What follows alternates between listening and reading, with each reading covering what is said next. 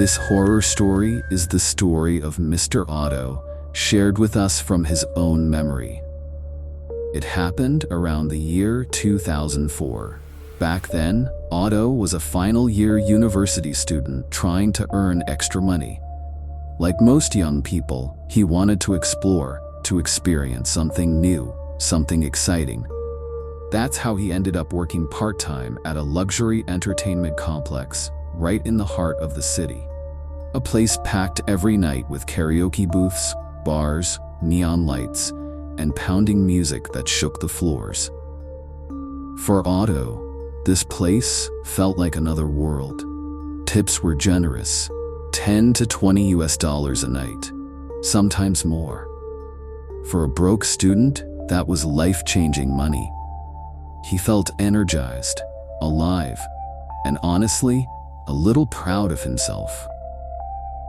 But beneath the flashing lights and booming bass, the place had rules, strange ones. On his first week, the manager gathered all the new employees. He spoke calmly, but his tone was firm, almost warning.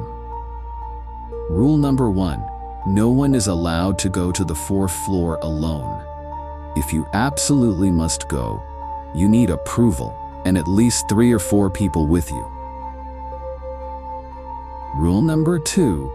If a woman in a red dress from the 4th floor comes down to order a drink at the counter, listen, but do not follow her request, under any circumstances. Otto thought it was a prank, a classic hazing ritual for new staff. A month passed. One night, the crowds were so heavy that the manager had to bring extra tables and chairs down from the 4th floor. He called Otto and a few others to help. The moment they stepped onto the 4th floor, everything changed. The energy disappeared. Unlike the bright and colorful floors below, the 4th floor was dim, lit by a single flickering bulb. The door to the main room was chained shut, thick chains, heavy padlocks. Above it was a talisman of the guardian deity. Right in front of the door was a small offering table, one lit incense stick, a small bottle of liquor, and a tiny 3-inch dancing statue of a woman wearing a red dress, long flowing hair, hands frozen in mid-dance. Otto looked at it and rolled his eyes. He was still sure they were trying to scare him. After bringing the furniture downstairs, the manager asked for 2 volunteers to go back up to lock the floor. Otto, trying to look brave, volunteered immediately. On the way up, the manager suddenly turned to him. "Otto, you afraid of ghosts?" Otto laughed it off. He'd seen weird things in his dorm before. If a ghost is real, let it show itself to me. I'm not scared. I'll even ask it for lucky lottery numbers. But the older staff member walking behind them looked terrified.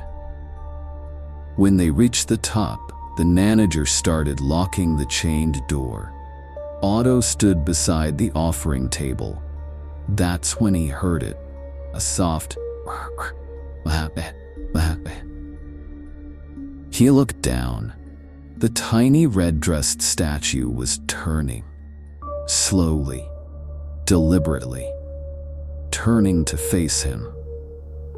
He blinked, thinking maybe someone had nudged the table, but no one was near it. He stepped left.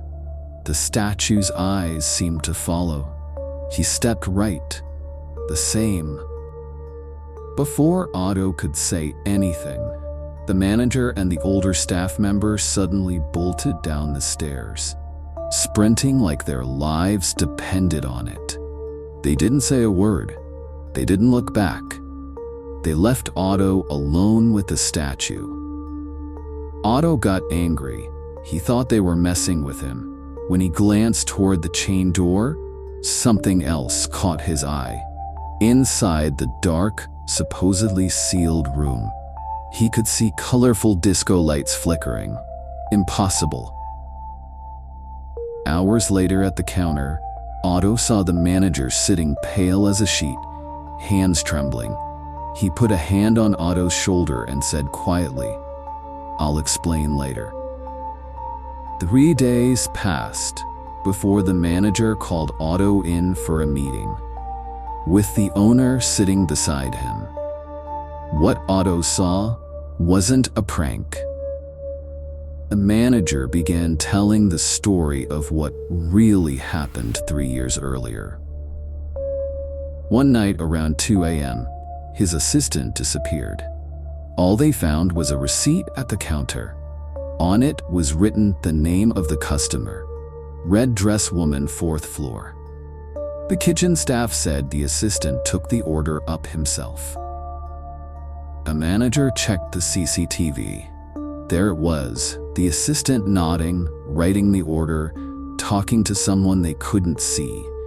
He picked up the drinks and headed upstairs alone. The 4th floor door, usually chained, was wide open for him. The camera showed him walk inside and never come out. The staff rushed upstairs. When they finally unlocked the door, they found the assistant unconscious on the floor, trembling and mumbling, "I'm scared, I'm scared." At the hospital the next day, he told the truth. While working alone, he heard high-heeled footsteps, tack, tack, tack, coming down the stairs. When he looked up, he saw her, the woman in the red dress. She smiled and said she was from the 4th floor. A VIP guest, needed service. She even offered him a huge tip, about $30, which was a lot of money at the time. He followed her instructions. He wrote the order. He